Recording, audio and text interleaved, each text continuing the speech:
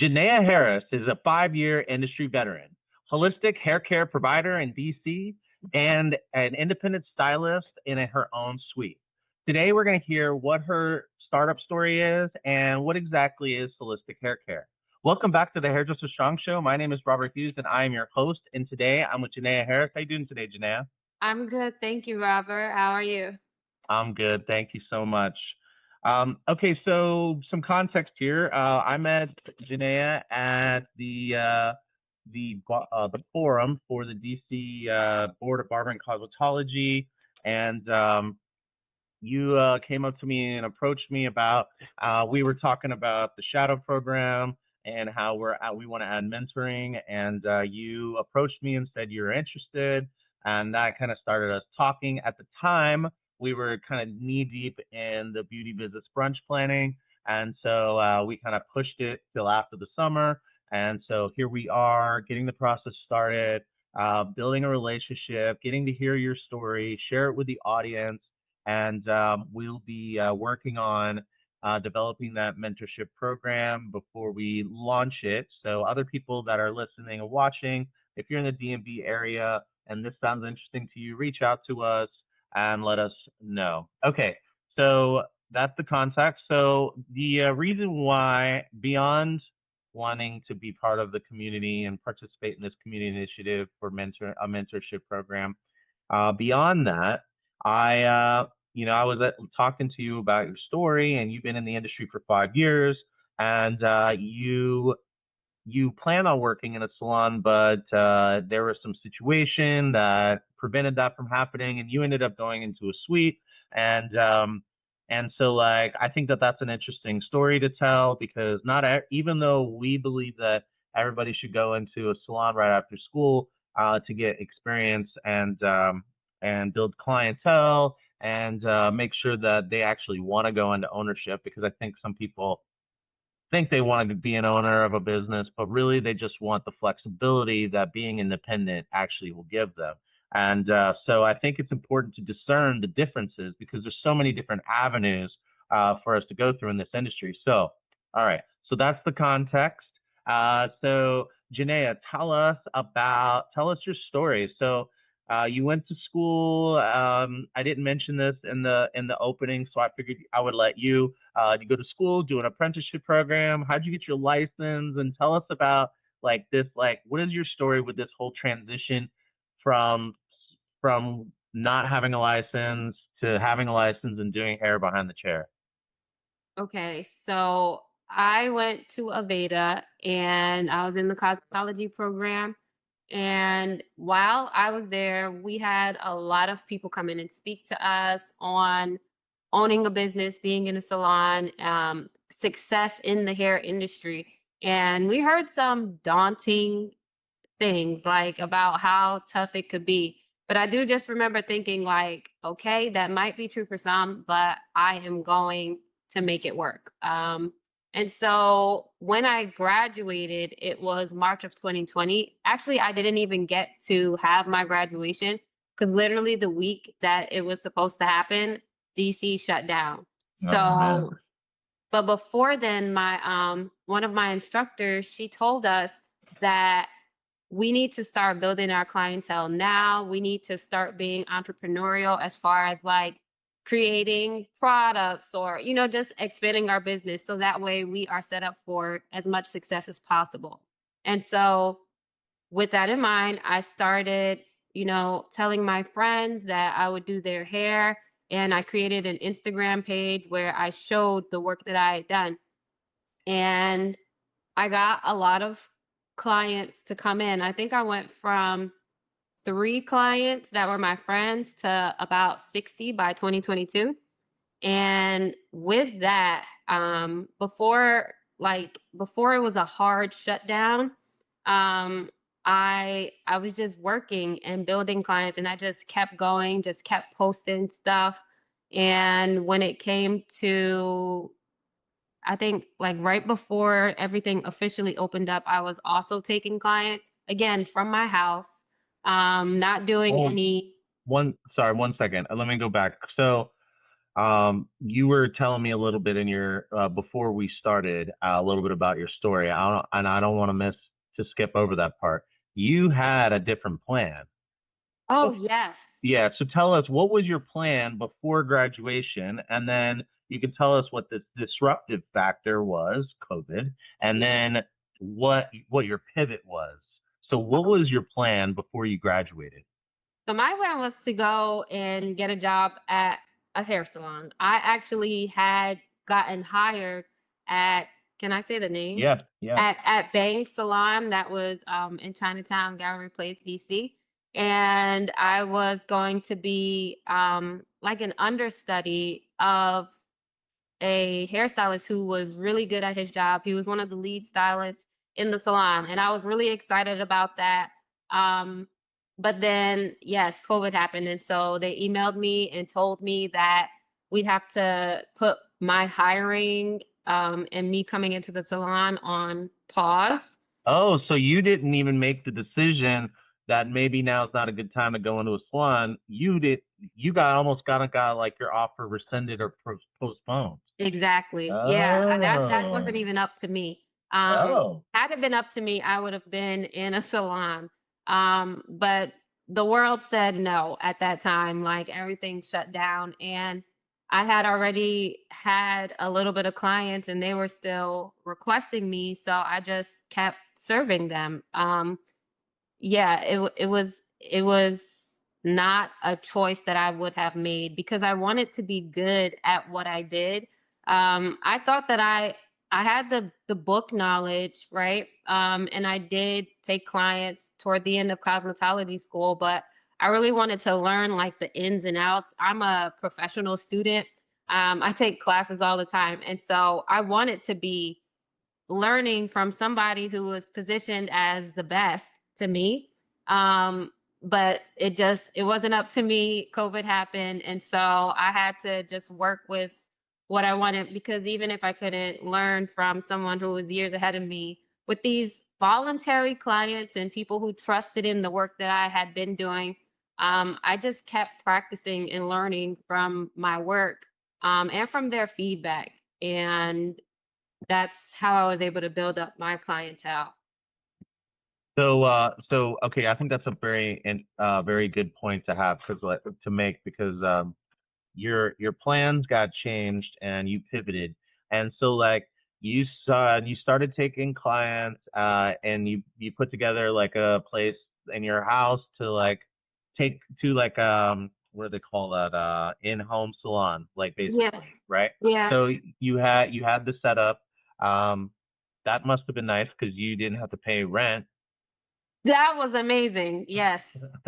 Yes, that was great. And you didn't have to pay commission to a salon owner, and you didn't have to pay rent to a landlord.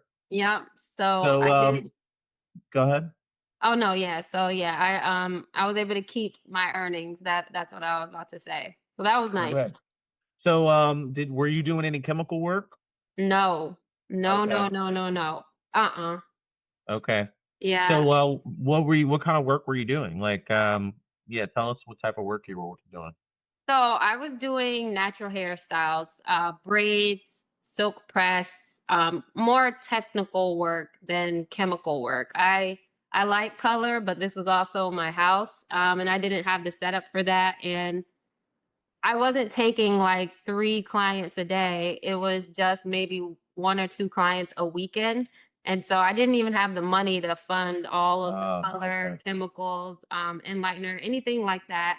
Um, I hadn't even been doing like hair treatments for real. And in my community, it's not strange for as a braider to have somebody come with their hair blown out. Now, I did provide that as a service because I just wanted my clients to feel like this was somewhere that was easy where they could just come in and be taken care of, but no chemical work. I as a student, I know that is not okay. I was even a little skeptical to take clients at first out of my house, but my instructor told me to build up my clientele. And without a salon space, the only thing that made sense was to buy a chair and start working from home.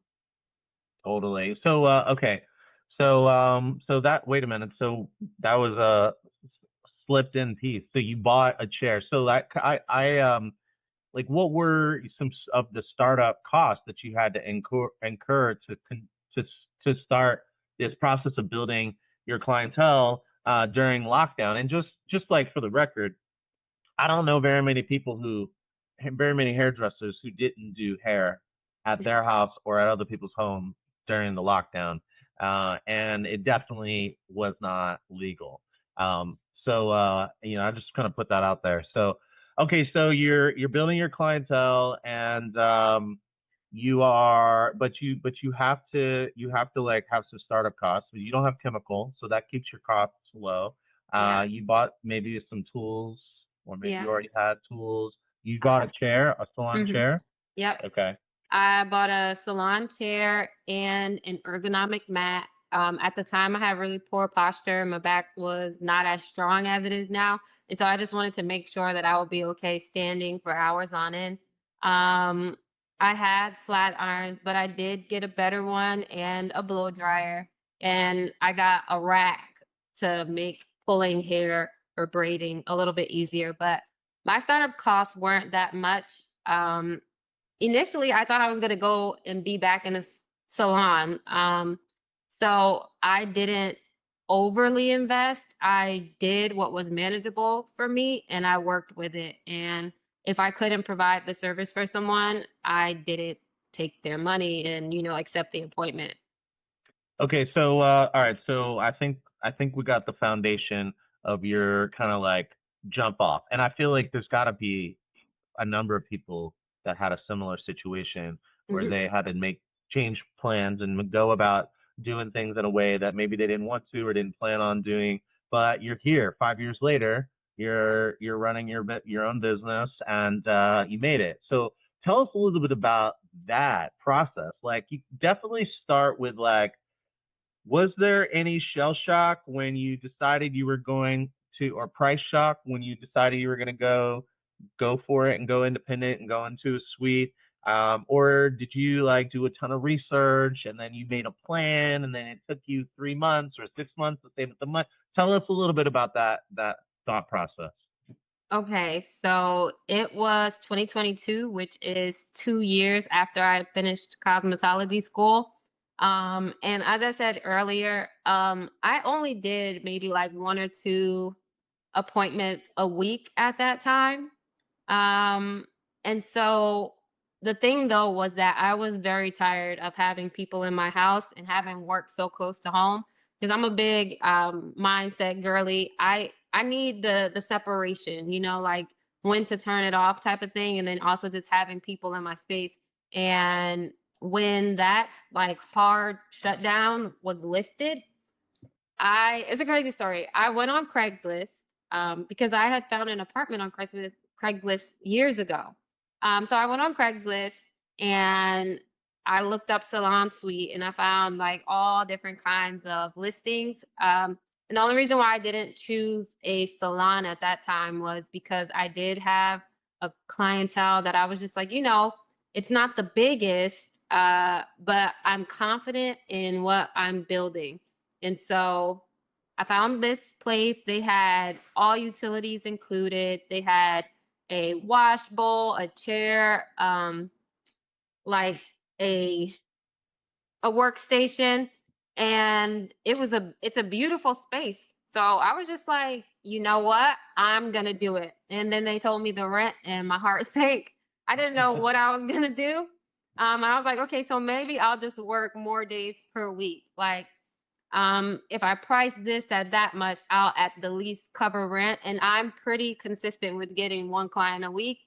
So I think I can do this. And there So were wait, I'm sorry, you figured out how to pay your rent with one client a week? my studio rent, yes. What? One set of braids, which at that time, well, no, at that time, this is 2022, I probably would have had to do two, right? But Okay. that wasn't always what was on my calendar because I offer a number of services. And so there were a lot of times where I was struggling to pay my rent. And it wasn't even as much as it is now. But I started working more days. That was one thing I had to do. And it was exhausting at first because I just wasn't used to putting out that much. Like my capacity wasn't as large as it is now. But I got to work and I was really proud of myself at one point because I was just like, here I was complaining about one client a week. And now I'm taking sometimes two clients a day. And it's even more now. But the point was like, when you set a goal for yourself, you really like you are just setting yourself on the path to achieve it and it brings more out of you than you could even imagine. Like I said, my heart sank when I initially heard what rent was. I thought that was a monthly price, not a weekly price. But I made it happen and I'm very grateful. Kudos to me and my clients. So yeah. So so yeah, congratulations for sure. So I'm curious to know, like, shoot, I had a question and I lost it, but so I'm thinking about the person who's watching this, who maybe is already kind of like doing out there doing their thing, and maybe they want to go independent, or an independent person who is maybe struggling or not doing like as good as they want to. And I'm also thinking about this. I don't know if I said this. The student who is thinking about going out on their own, whether it's right away, which I definitely don't recommend, but if even if it's like down the road eventually. So like so which pieces I think is the most important? I think like one, could you give us, do you remember what the costs were for you, that were the numbers that just for the audience to know who Initially doesn't with know? my studio rent, Yeah, what was it when you looked and you were like, wow, that's a lot more than I thought it was. it was $300 a week. Okay, so $300 a week, so like 1,200 bucks a month Mhm. for rent.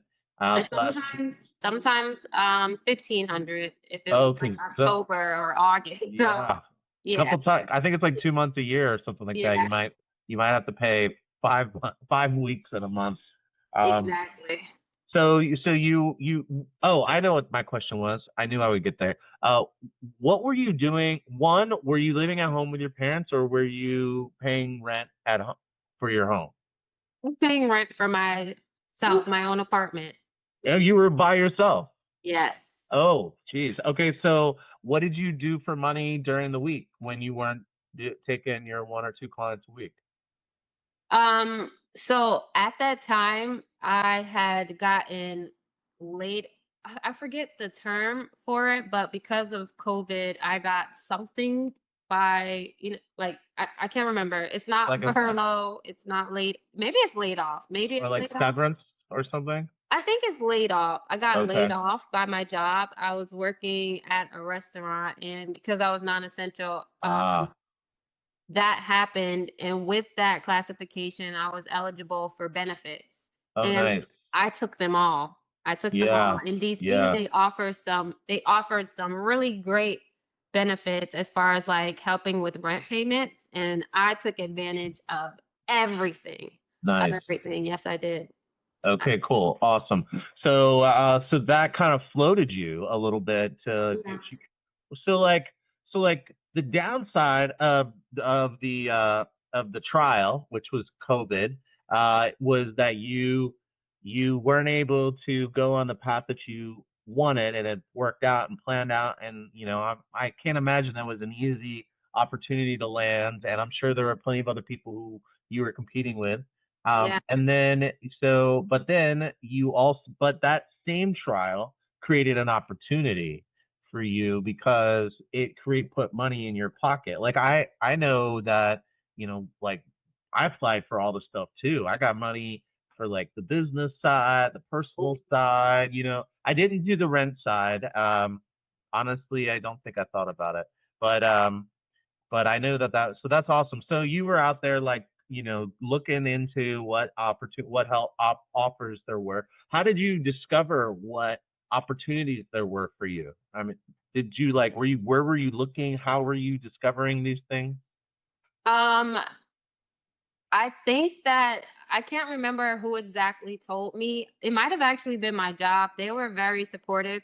The restaurant I worked for, it's like a larger restaurant group, and Oh, but okay. like in the area, and they always took care of us. And I was full time at that time, and so they let us know ways that we could be supported while this was going on. Nobody expected it to be as long as it would be, but and then actually my rental office, they let me know about the rent program and Oh, nice. stuff. Yeah. So Okay. I was like, great. So everything was paid for. Like, it was really what I would describe as the perfect storm. It was really an unfortunate circumstance, COVID and everything. And I did have my sights set high on like working with someone who was a great stylist. But that was also one of the reasons, like all of the assistance that I got was one of the reasons that I took my leap of faith, because I'm like, I'm provided for. Like, I do have a little bit of cushion in this. And while I'm figuring things out, I know I won't go bottom under. And in the beginning, I did ask for help from like family and friends a couple of times, because this was a weekly a weekly bill. And that is tough to maintain when you're not It used is to that. so shit crazy to pay Yeah. every week. Like that, Yeah. it And gives then me I didn't anxiety have a thinking job. about it. Yeah, so it was just tough. It was tough Okay. at times. So, okay, so I think that's an important piece to any student or new talent coming up. Just know that, like, if you got like some money coming in to help you with your bills, then the risk of starting something goes lower, because Yes. like it's not like it's a double swing. Like when you go solo, you got a double swing. You got the rent plus the expenses of the business, plus you have your rent and your other bills. So now all of a Yes. sudden you have two different places that you're, personal and business. So like, yeah, I think that's a really awesome part of the story. So okay, so I think we got a good picture. We got you set up, you go through this process of building, you go strike out on your own, you ramp up your hours and your clientele, and you get kind of up and cruising. And so tell us, because we're getting towards the end here of our time. So let's kind of like, before we wrap it up, and I want to know what advice you have for some other folks. But before we do that, I want to give you a chance to tell us about your suite and about what is this holistic hair care practitioner. I think was that the words that you used? Provider. Provider, holistic hair care provider. So can you tell us a little bit about your suite? What the customer experience is like? What's your vibe? What type of vibe you're trying to set? And tell us about holistic hair care providing. Okay, so the name of my business is Naya's Chair, and it's a boutique salon or boutique natural hair suite here in DC. And we integrate beauty and wellness for lasting change for our clients. I have experience as a mindset coach and a personal trainer. And so I realized that the body is just everything is connected. Like the quality of our hair is impacted by how we're feeling internally, how we're nourishing and caring for ourselves externally. And so I wanted a business that could support my clients inside and out. So we blend styling with trichology and holistic hair care, which means we not only care for the hair and the scalp, but also wellness of the mind, body, and spirit. So from silk press and trims to treatments and wellness reflections, we cultivate a space where my clients feel seen and nourished and empowered to love on their hair, but also themselves. Nice, and I like that you're pulling in your other things that you have done in the past and things you learned to kind of incorporate it into your business. Do you sell any holistic packages or anything like that? Like hair plus, I don't know, yeah, whatever comes to mind. Like what type of things do you, so you have your services and they have their experience. I don't know, do you have any ideas or dreams or thoughts on like, okay, I know what the question I'm trying to ask is. What is next? Like what are you working on right now in your business? That's kind of where I was trying to get to. Okay. So for one, I during the service, all of my clients, not only am I caring for their hair, like we're gonna make sure they're gonna look good, but also in the health of their hair. But I'm also educating them on like everything from like the styling products to maintenance of at-home care. So that's included, but so is the wellness reflection. So it's kind of like a therapy session where we go into like, okay, my thought process is if you have your attention on something, you're more likely to act in that direction, like just being aware of it. So I ask them where they are mentally, their wellness, emotionally, physically, and spiritually, and I tie that all into hair. Being that like the better you are, because even if your body is fine, if you are like severely stressed out, not only is that impacting your hormones, but also like imagine doing your hair at home when you are like pissed off at everyone and everything and you're just frustrated. That has an impact on your hair as well. So all of that is included with a standard service in my chair for my clients.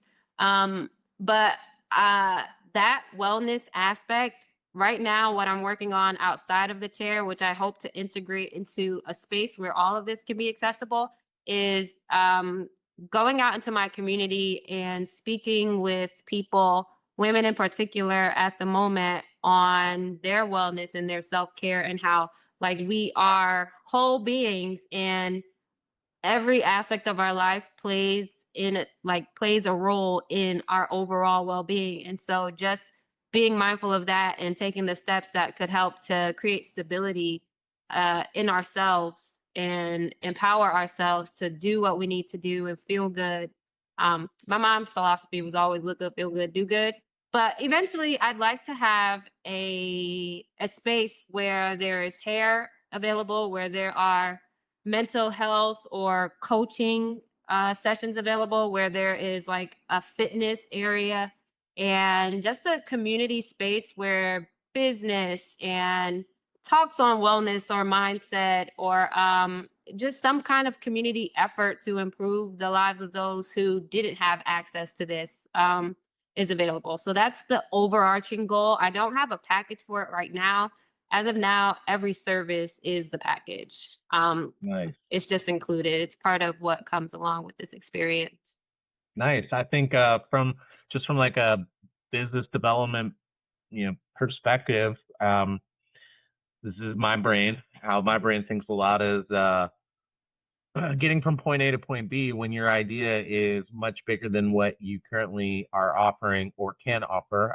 It's easier to go to market with a smaller offering that signals the other offerings that are coming down the line. And so that way it's like brand development, and then there are like other things. I'm thinking of all kinds of things that I feel like we should have a conversation. Absolutely. Yeah, like about I'm like open. different things you can do. I have, and especially like for pulling community in, like a lot, like I'll give you one thing is like, and you probably have already done this. Well, like finding organizations that already exist that you can go and like speak to or speak with or volunteer. I Yeah. found that like the best way to get in is to go into a community without a desire to make money. I Hmm. mean, that's how we started Hairdresser Strong. We didn't start it as a business. We started as a passion project, community initiative, and now we can actually think about it as a business while we continue our community initiative stuff. We're getting to know people, and they're telling us what they want us to do. Like I had somebody ask us to create a class around the book that I wrote about etiquette. So Sammy and I put together a class, and we're going to be going out and teaching it in the salons, and that is like an actual thing that we can make some money at. But we wrote the book because we did all this research into the schools and the students and the salons, And what we've discovered is this big hole in the world of etiquette, customer service, customer experience, boundaries, communication. So we wrote the book, Don't Have Bad Breath, and now that's being requested to actually become something that we could actually do something beyond what we initially set out to do.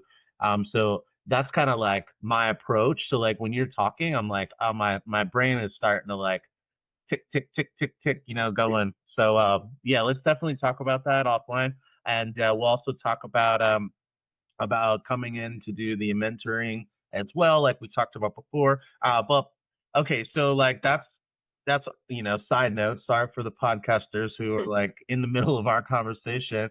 But I had an idea I wanted to share. Okay, so let's say to wrap up, what advice do you have for anybody out there? It could be a person who's already independent and they haven't gotten as like holistic or comprehensive or as in depth about what they want their brand experience to be, and they're just like, I'm just doing hair, but like they're having challenge building a clientele. It could be because they don't have a cohesive brand promise and customer experience that they deliver on a recurring basis. I know that statistically customers look forward to that because they recommend their friends, and then or they look at you online. But then if there's no consistency between what a person told them or what they see online, then they're unable to build their clientele.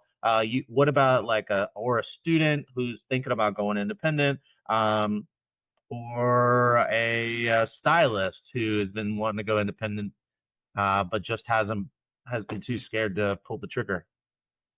Any, Okay. any, any or all. You don't have to address all, but whatever comes to mind when I say, to sign off with some words of wisdom from your experiences or some advice. Okay, so two things. First, I will continue to be an advocate for community and mentorship and education, right? So, like, if you have never experienced a salon environment where there is like learning and just resources, you've got to cultivate that on your own. Now you are responsible for that. So that means joining groups like Hairdresser Strong or any other community of hairstylists that can relate and that you can ask questions to so that you can continue to grow.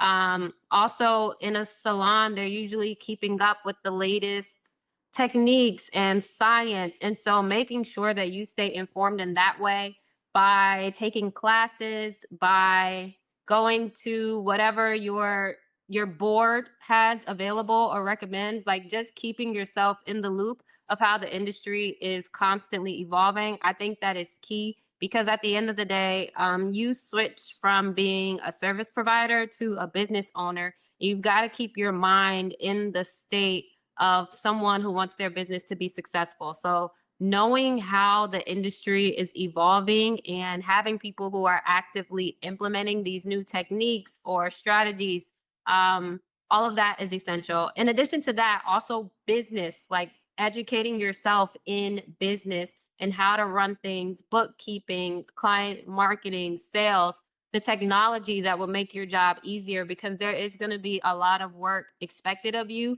in order for your business to survive. It's like a baby and you got to get it to the place where it can like feed itself.